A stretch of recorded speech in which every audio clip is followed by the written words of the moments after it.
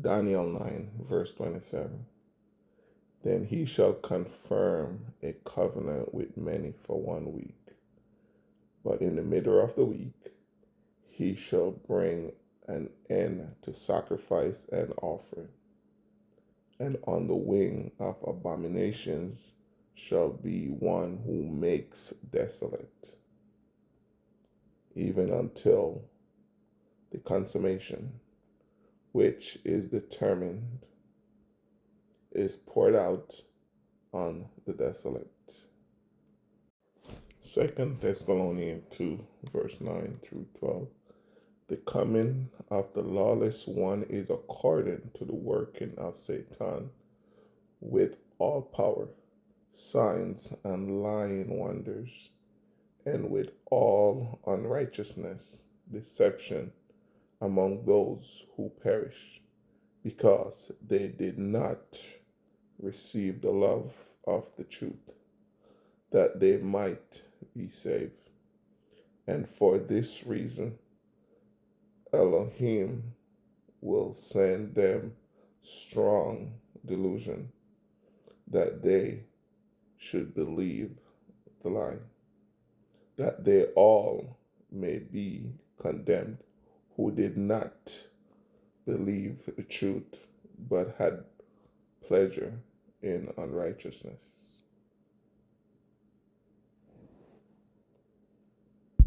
First Thessalonians 4, verse 13 through 18. But I do not want you to be ignorant, brethren, concerning those who have fallen asleep, lest you sorrow as others who have no hope.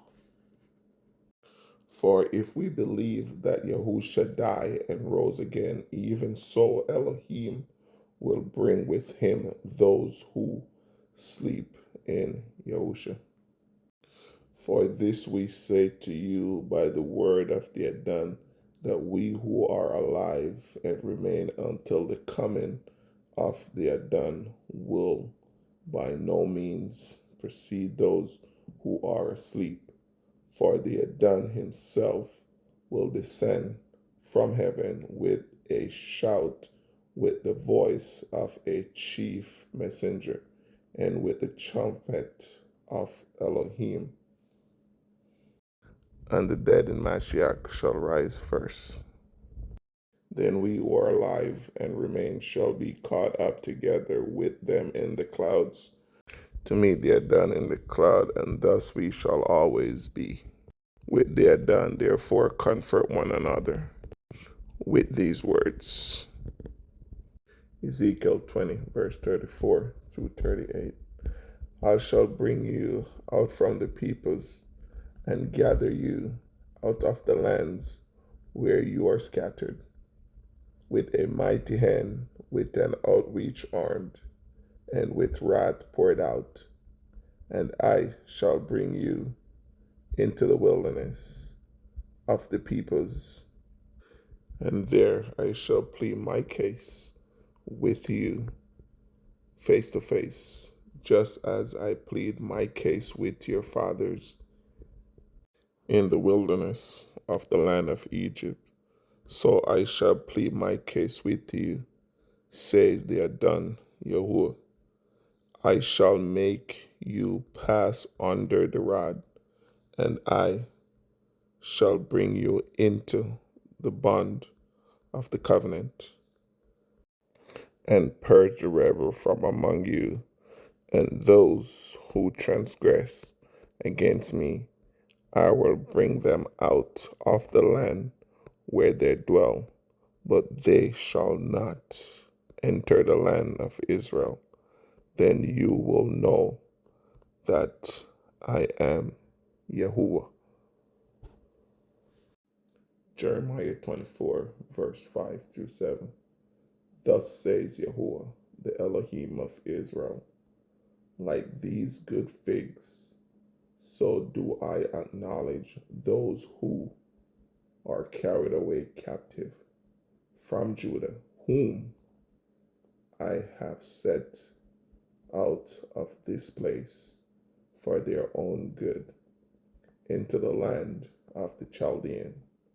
For I shall set my eyes on them for good, and I shall bring them back to this land.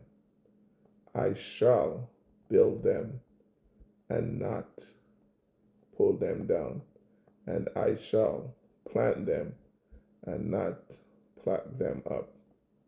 Then I shall give them a heart to know me, that I am Yahuwah, and they shall be my people, and I shall be their Elohim, for they shall turn back to me with their whole heart. Matthew 10, verse 34 through 39. Do not think that I came to bring peace on earth. I did not come to bring peace, but a sword.